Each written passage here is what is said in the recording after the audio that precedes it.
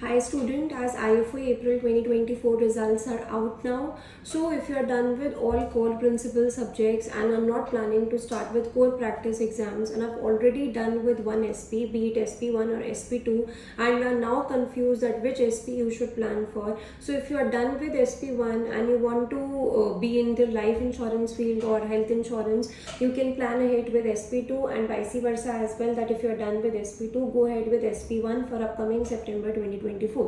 Now we were getting many questions that whether if I am done with SP1 or SP2, can I clear SP1 in this given time frame? Yes. So given the 2 months time frame that we have, if you have already cleared SP2, you can go ahead with SP1, and if you have already cleared SP1, you can go ahead with SP2, because some of the topics are common in between both SP1 and SP2. Although the products are completely different, in SP1 we talk about health insurance products, in SP2 we talk about life insurance products, but the way in which the questions come, be it question of product designing, be it reinsurance, investment question, underwriting question, that the topics in which the questions are assessed is similar.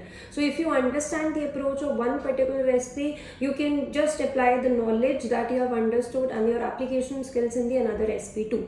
So you just need the right guidance, and yes, in this given time frame these two subjects can be managed. So straight away start with your preparation of SP1 or SP2 if you are done with the other SP. In case of any confusion, do connect with us. Thank you.